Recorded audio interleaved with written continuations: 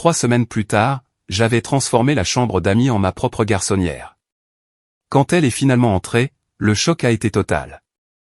Moi, un homme de 38 ans, j'ai été banni sur le canapé il y a 3 semaines pour une raison si stupide que j'en ai encore mal à la tête.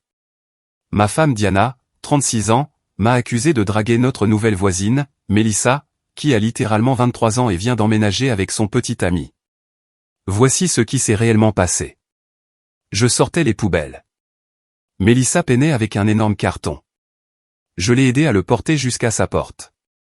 Nous avons discuté pendant peut-être 2 minutes du quartier. C'est tout. Voilà le crime dans son intégralité. Diana a vu ça depuis notre fenêtre et a pété un câble. Elle a dit que je lui tournais autour et que je bavais pratiquement. Quand j'ai essayé de m'expliquer, elle m'a frappé avec un « N'essaie pas de me manipuler, Trevor. J'ai vu ce que j'ai vu.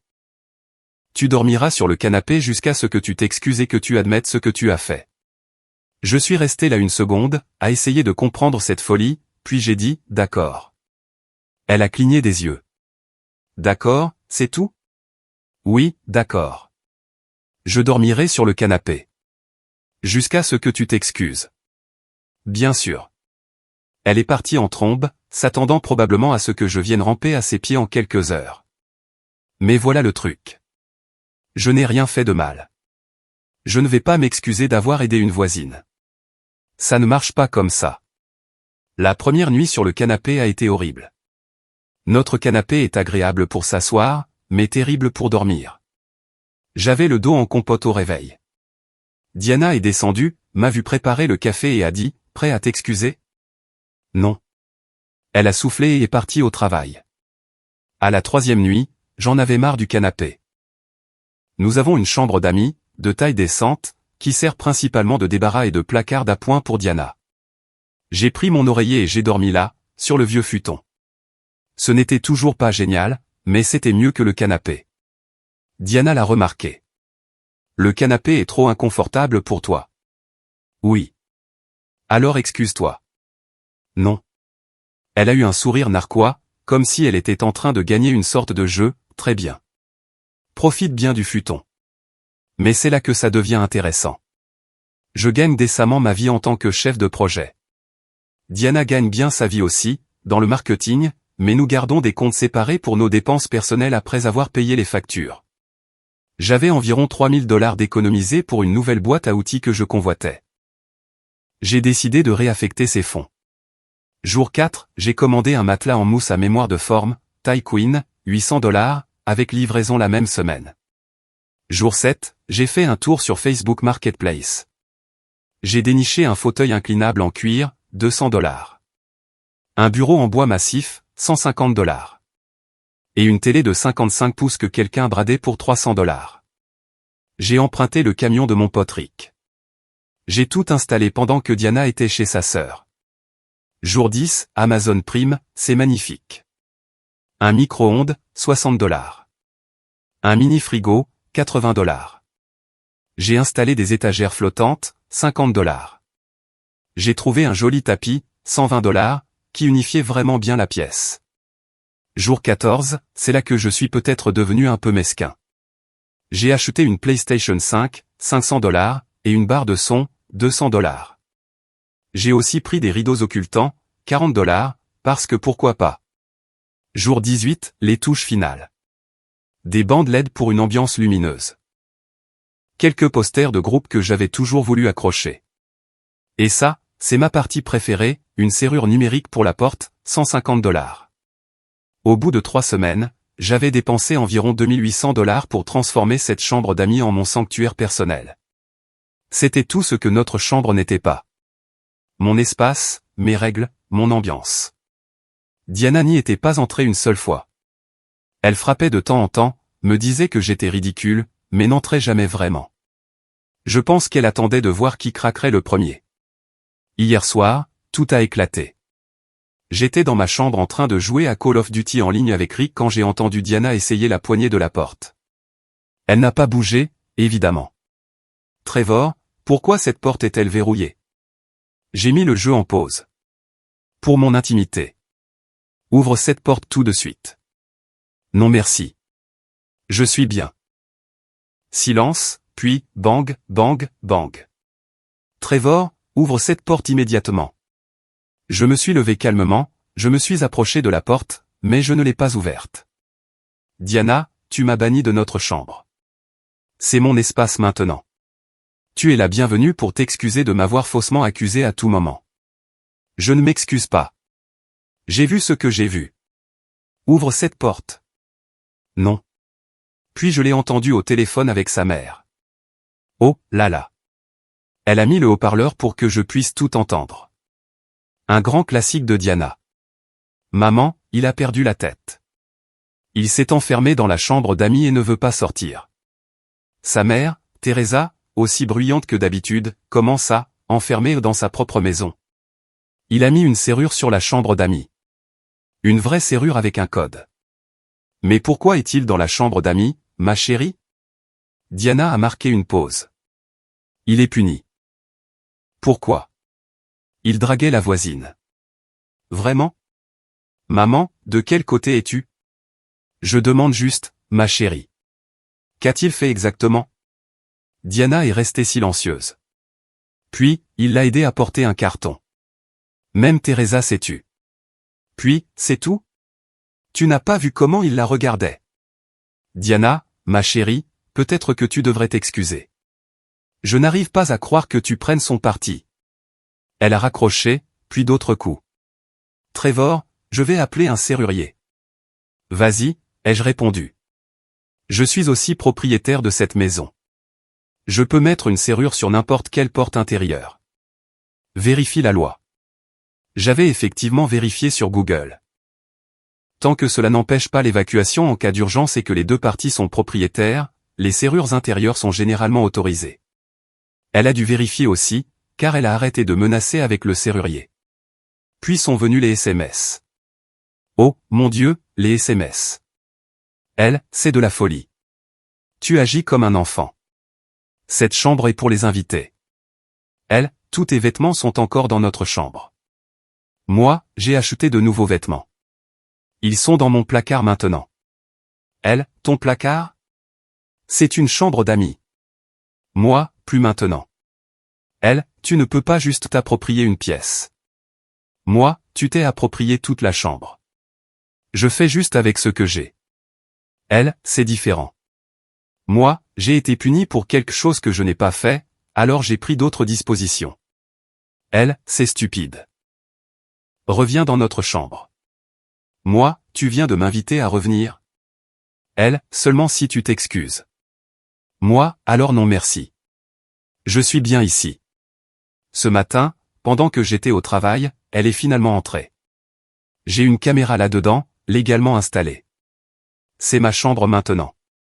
J'ai regardé sa mâchoire tomber littéralement quand elle a vu la transformation. Elle est restée dans l'embrasure de la porte pendant 5 minutes, à fixer le tout. Elle a touché la télé, le mini-frigo, s'est assise dans le fauteuil. Puis elle a remarqué la PlayStation, et je jure qu'elle avait l'air sur le point de pleurer. Quand je suis rentré à la maison, elle était assise à la table de la cuisine. Pas de colère cette fois. Juste de la défaite. Tu as vraiment installé un appartement entier là-dedans. C'est juste une chambre avec un frigo, un micro-ondes et une PlayStation. Oui. Combien tout ça a-t-il coûté? Mes économies personnelles, pas les fonds du mariage. Elle est restée silencieuse un long moment. Puis, tu ne vas vraiment pas t'excuser. Je ne vais vraiment pas m'excuser pour quelque chose que je n'ai pas fait. Alors quoi? Tu vas vivre là-dedans pour toujours? Jusqu'à ce que tu t'excuses de m'avoir faussement accusé et banni de ma propre chambre? Oui, à peu près. C'est ridicule. C'était ridicule il y a 3 semaines quand tu as commencé ça. Maintenant, c'est juste ma nouvelle normalité. Elle s'est levée et est partie. Je ne l'ai pas revue depuis. Il est 22h maintenant, et elle est dans notre ancienne chambre. Je suis dans ma chambre en train d'écrire ça et de manger un plat à emporter. Mon jeu est chargé, une bière fraîche sort de mon frigo, et honnêtement, je suis bien. Genre, vraiment bien. Est-ce que c'est mesquin? Absolument. Mais je suis un homme adulte qui s'est fait virer de sa chambre pour avoir aidé une voisine à déplacer un carton.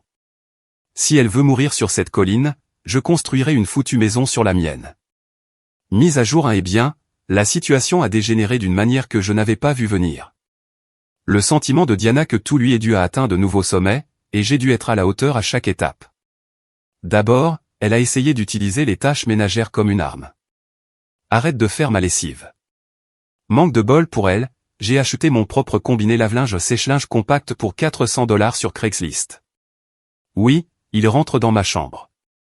Puis elle a arrêté de cuisiner mes portions pour le dîner. Cool. J'ai mon micro-ondes et mon mini-frigo. J'ai commencé à préparer mes repas le dimanche. J'ai même acheté une friteuse à air chaud, $80, qui est posée sur mon bureau. Mais c'est là que c'est devenu intéressant. Elle a convoqué une réunion de famille avec sa meilleure amie Vanessa comme médiatrice. Elles m'ont fait asseoir dans le salon comme si c'était une sorte d'intervention. Vanessa, Trevor, tu ne penses pas que ça a été trop loin? Moi, je ne fais que respecter la décision de Diana. Elle voulait que je quitte la chambre. Vanessa, mais tu as transformé la chambre d'Amy en une tanière d'hommes. Moi, et alors?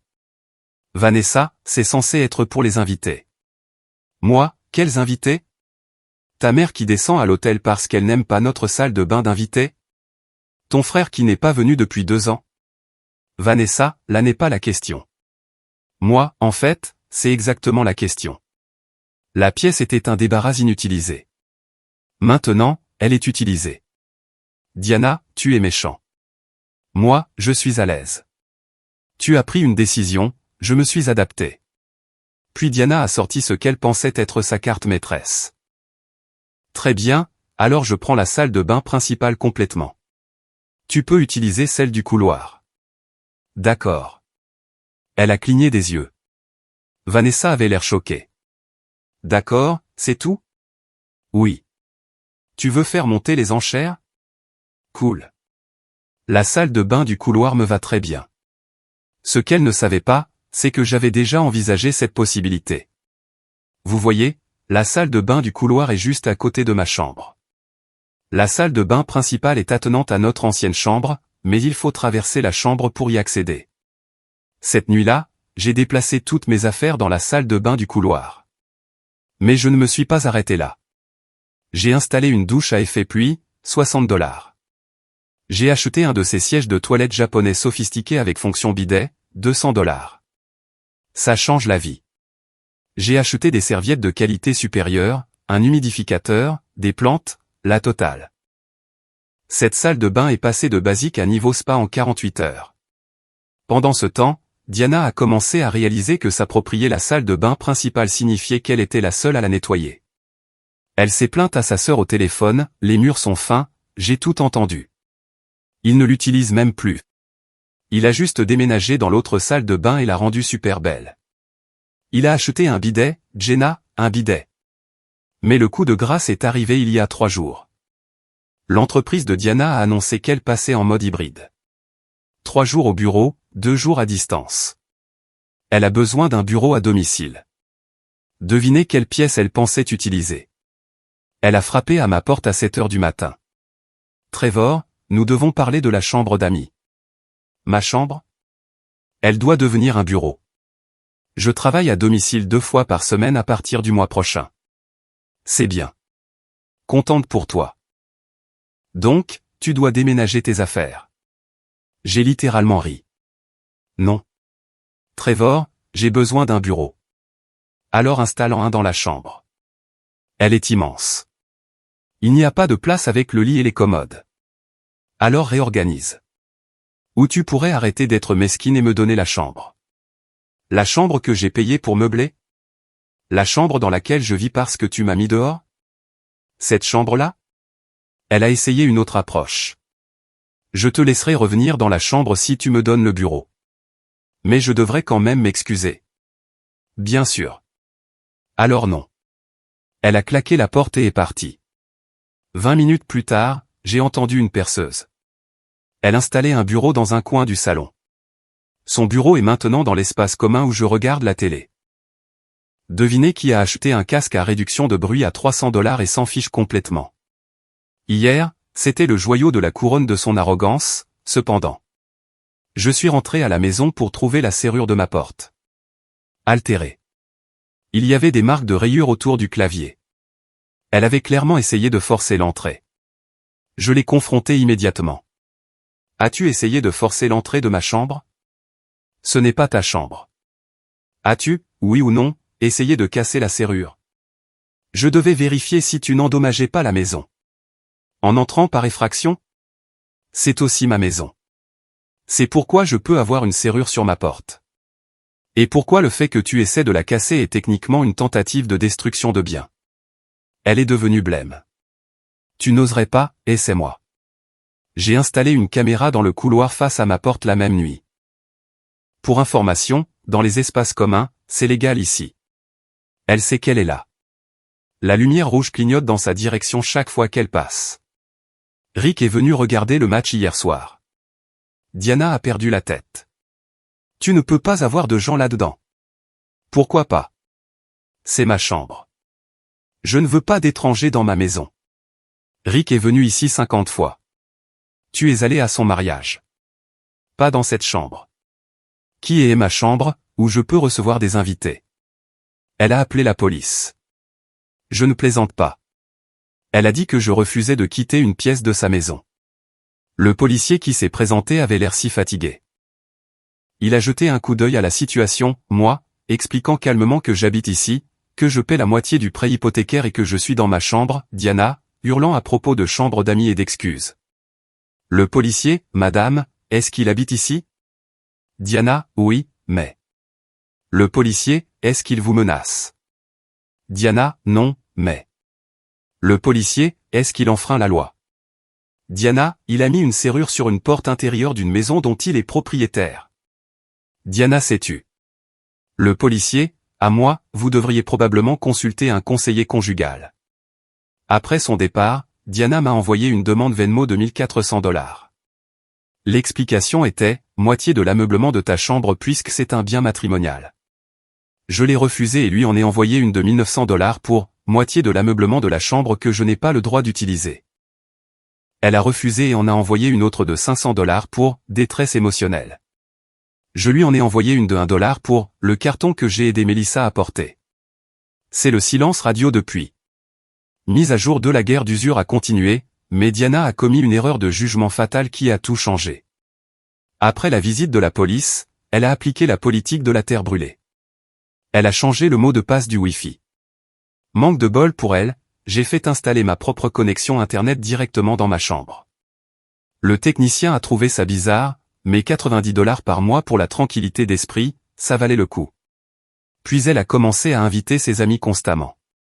Soirée vin, club de lecture, réunion Tupperware, toutes délibérément bruyantes, toutes juste devant ma porte. J'ai juste monté le son de ma barre de son et investi dans de meilleurs rideaux occultants. Mais ensuite, elle a franchi une ligne. Mardi dernier, je suis rentré à la maison pour trouver la porte de ma chambre grande ouverte. La serrure avait été complètement retirée. Mes affaires étaient là, mais réorganisées. Ma PlayStation était débranchée et déplacée. Mon mini-frigo était éteint, la nourriture commençait à se gâter. Mon lit était défait, les draps en tas, et il y avait une note, inspection de maintenance requise. La direction. Sauf que nous n'avons pas de direction. Nous sommes propriétaires de la maison. Je l'ai appelé immédiatement. C'est quoi ce bordel, Diana? La pièce avait besoin d'être inspectée pour des dommages. Tu es entré par effraction dans ma chambre et tu as touché à mes affaires. Ce n'est pas une effraction si je suis propriétaire de la maison. Tu as enlevé ma serrure. C'est de la destruction de biens. Prouve-le. C'est là que j'ai craqué, mais pas comme elle s'y attendait. Vous voyez, Diana avait oublié quelque chose d'important. Elle n'est pas la seule à pouvoir jouer le jeu de la documentation. J'avais gardé les reçus, chaque SMS où elle admettait m'avoir mis dehors, chaque tentative d'entrer dans ma chambre, le rapport de police de son faux appel, la serrure altérée avec des photos, et maintenant ça. Je n'ai pas crié. Je n'ai pas argumenté. J'ai juste dit, d'accord. Puis j'ai appelé mon avocat. Oui, j'ai pris un avocat. Pas pour un divorce, pas encore, mais pour une séparation de corps et l'établissement formel des limites domestiques. Les papiers qu'elle a reçus 3 jours plus tard étaient magnifiques, demandant l'usage exclusif de la chambre d'amis, ma chambre, des dommages et intérêts pour les biens détruits, la serrure et une division formelle des espaces de la maison. Elle est venue en pleurant, vraiment en pleurant. Tu as pris un avocat? Tu es entré par effraction dans ma chambre et tu as détruit mes biens. C'est une serrure, Trevor. Que tu as détruite après m'avoir viré de notre chambre pour avoir aidé quelqu'un à porter un carton.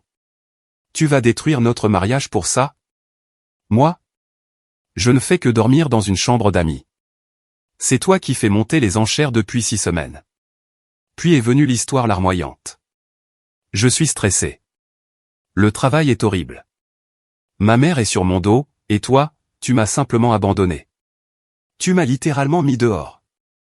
Je voulais que tu te battes pour nous. En m'excusant pour quelque chose que je n'ai pas fait? En montrant que tu t'en souciais. J'ai montré que je m'en souciais en me respectant assez pour ne pas être manipulé.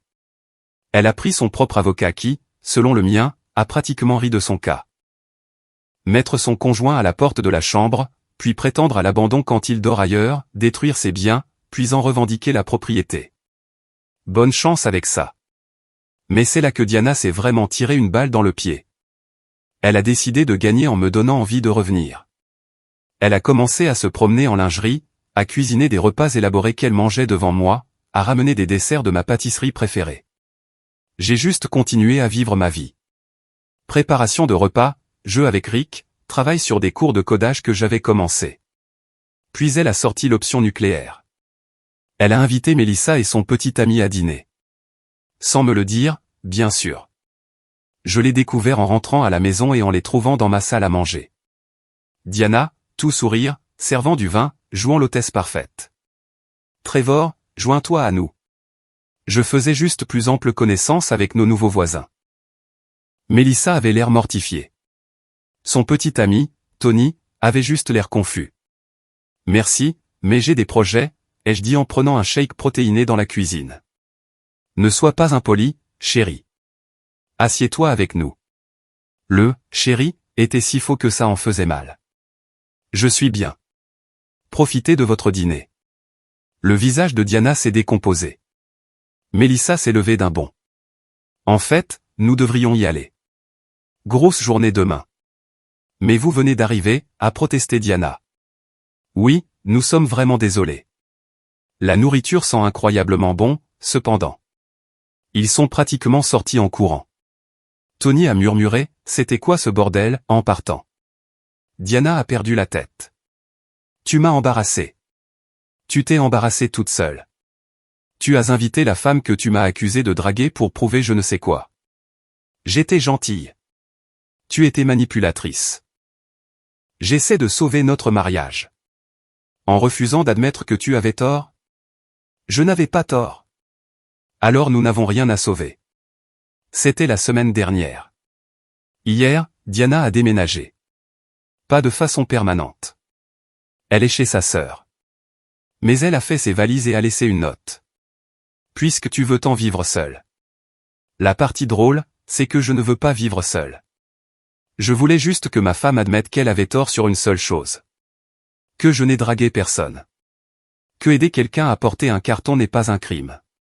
Que me mettre dehors était une réaction excessive. Au lieu de ça, elle a choisi de faire exploser toute notre vie.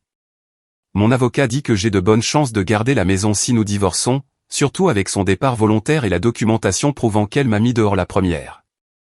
Mais ce n'est pas ce que je voulais. Je suis assis dans ma chambre vraiment géniale, à écrire cette mise à jour. La maison est silencieuse. Trop silencieuse. Mais je serai damné si je m'excuse pour quelque chose que je n'ai pas fait. Elle m'envoie des SMS toutes les quelques heures. Ça va de « tu me manques » à « tu gâches tout » en passant par « dis juste pardon et on oublie tout ça ». Il y a 6 semaines, j'ai aidé une voisine à porter un carton. C'est tout. C'est le crime qui a apparemment mis fin à mon mariage. Mise à jour finale, c'est fini. Pas le mariage. Ça, c'est définitivement fini. Mais toute cette saga insensée a enfin une fin.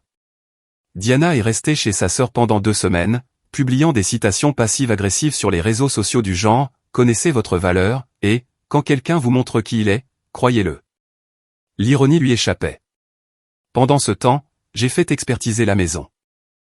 J'ai consulté mon avocat sur les options de rachat de sa part, j'ai commencé une thérapie, honnêtement, j'aurais dû le faire il y a des années. Et oui, j'ai continué à améliorer ma chambre. J'ai ajouté un petit frigo à bière. Pourquoi? Parce que je le pouvais. Puis Diana est passée à l'action. Elle est revenue avec son frère Kyle et un camion Hull. Sans prévenir. Je travaillais à domicile, mon entreprise a été flexible à ce sujet, quand je les ai entendus dehors. Elle est entrée comme si elle était chez elle, ce qui, techniquement, était à moitié le cas. Je prends mes affaires. D'accord. Et les meubles de la chambre? C'est à moitié à moi. Alors je prends le lit et la commode. Tu peux avoir les tables de chevet. Cool. Elle essayait de me faire réagir. Quand ça n'a pas marché, Kyle est intervenu. Tu as vraiment merdé, mec. Tu le sais, ça? Comment ça, Kyle? Tu as humilié ma sœur, tu l'as fait se sentir indésirable dans sa propre maison. Elle m'a viré de notre chambre pour avoir aidé quelqu'un à porter un carton. Ce n'est pas ce qu'elle m'a dit.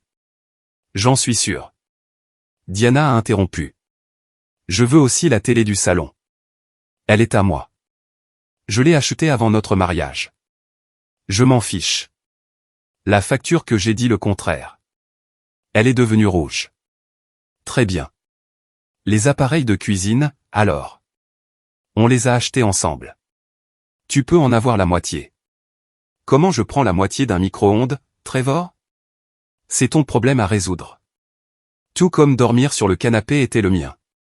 Kyle a essayé de prendre la cafetière. Je me suis mis devant. Ça, c'est de ma chambre. Je l'ai acheté il y a 6 semaines. Prouve-le. J'ai sorti la commande Amazon sur mon téléphone. Diana a attrapé la Keurig sur le comptoir à la place. Celle-ci, alors. Serre-toi. Ils ont passé 3 heures à parcourir la maison, prenant des choses, laissant des choses, se disputant sur tout.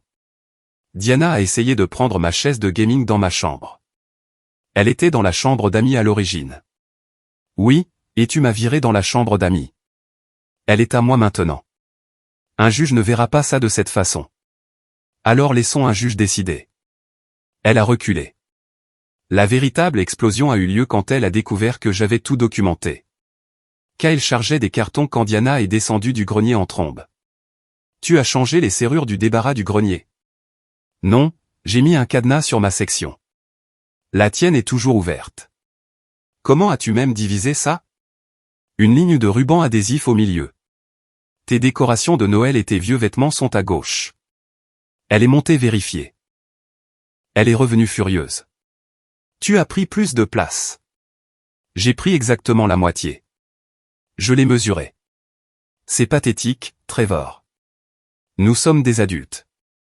Les adultes qui se font virer de leur chambre ne mesurent généralement pas les espaces de stockage, mais nous en sommes là. Kyle est de nouveau intervenu. Tu es un petit. Kyle. Choisis tes prochains mots avec soin. Tu es dans ma maison.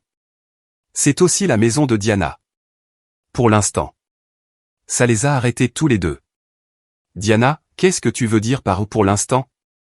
Moi, je veux dire que nous allons divorcer. La maison sera vendue ou l'un de nous rachètera la part de l'autre. Ça s'arrête là. Diana, tu divorces de moi pour ça? Moi, pour m'avoir mis dehors, faussement accusé, refuser de t'excuser, être entré par effraction dans ma chambre, avoir détruit mes biens, appeler la police contre moi, et maintenant prendre la moitié de nos affaires? Oui. Diana, je ne veux pas divorcer. Moi, alors tu aurais dû y penser avant de faire de l'aide à un voisin un crime capital. Elle s'est assise par terre, là, dans le couloir. Ce n'est pas comme ça que ça devait se passer. Comment ça devait se passer, Diana? Tu étais censé t'excuser, dormir sur le canapé quelques nuits, te sentir mal, puis revenir et m'apprécier davantage. T'apprécier pour m'avoir faussement accusé. Pour te battre pour notre mariage. Ce n'est pas se battre pour un mariage. C'est jouer à des jeux. Kyle l'a aidé à se relever. Allez, D. On y va. Je ne pars pas. C'est ma maison. Tu es déjà parti. Tu es chez Jenna, tu te souviens? Elle a tenté une dernière manipulation. Si tu m'aimais, tu t'excuserais juste pour mettre fin à tout ça. Si tu m'aimais, tu n'aurais pas besoin que je m'excuse pour quelque chose que je n'ai pas fait. Ils sont partis avec le huol à moitié plein. Diana en pleurs, Kyle marmonnant des menaces à propos d'avocats. Les papiers du divorce ont été déposés il y a 2 semaines. Elle se bat contre, demandant une thérapie de couple à la place. Le conseiller que nous avons vu, médiation ordonnée par le tribunal, a jeté un coup d'œil à notre histoire et a dit en gros, oui, c'est fini. L'avocate de Diana lui a conseillé d'accepter l'offre de rachat. Je garde la maison, en lui payant la moitié de la valeur nette. Ça en vaut la peine pour moi. Ma chambre est déjà parfaite, et maintenant je récupère aussi la chambre principale. Je pourrais abattre le mur, faire une suite immense. Qui sait? Le dernier échange de SMS que nous avons eu, elle, c'est vraiment fini. Pour un carton. Moi, il ne s'est jamais agi du carton. Elle, alors de quoi?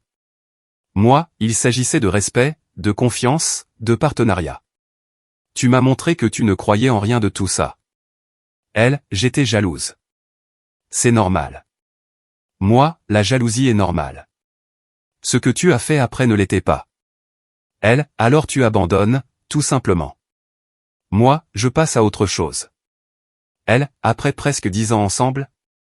Moi, après 6 semaines où tu m'as montré qui tu étais vraiment. Elle n'a pas répondu après ça. Je vais bien. La maison est calme mais paisible. J'ai commencé à fréquenter un peu. Rien de sérieux pour l'instant, juste des cafés. J'ai été franc sur mon passé. La plupart des gens sont choqués par l'histoire. Une femme a dit, vous avez transformé une chambre d'amis en un man cave au lieu de vous excuser. Légendaire. Une autre a dit que j'étais trop têtu. C'est juste. Tout le monde n'est pas compatible. Rick m'a aidé à remettre les meubles de la chambre en place le week-end dernier. Entrer dans cette chambre principale était bizarre. J'avais l'impression de visiter une scène de crime, mais je me la réapproprie petit à petit. Diana est toujours chez sa sœur, aux dernières nouvelles. Elle poste toujours des citations sur les relations toxiques et les red flags. Elle raconte toujours à qui veut l'entendre que j'ai ruiné notre mariage pour rien. Mais le truc, c'est que ce n'était pas rien. C'était tout. Chaque fois qu'elle a ignoré mes sentiments, chaque fois qu'elle a exigé des excuses pour son imagination, chaque fois qu'elle a choisi le contrôle plutôt que la communication. Le carton n'était que la goutte d'eau qui a fait déborder le vase. Est-ce que je regrette de ne pas m'être simplement excusé? Non. Parce que si je l'avais fait, nous serions toujours dans ce cycle. Elle serait toujours dans le contrôle et la manipulation. Je serais toujours en train d'apaiser et de permettre. Parfois, les plus petites collines valent la peine de mourir dessus parce qu'elles représentent les montagnes derrière elles. Ma nouvelle configuration de chambre est géniale, par contre. J'ai gardé mon coin gaming là-dedans. La chambre principale n'est plus que pour dormir maintenant. Le meilleur des deux mondes.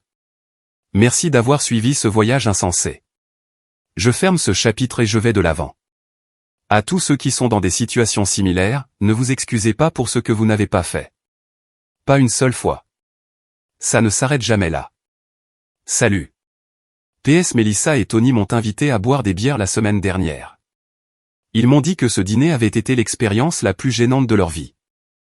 Diana aurait passé tout le temps à parler de la perfection de notre mariage tout en retenant manifestement ses larmes. Ils se sont sentis si mal qu'ils ont failli déménager. Je leur ai raconté l'histoire. Tony a payé la tournée suivante et a dit, « Mec, tu as laissé tomber ça », en faisant semblant de ramasser une couronne.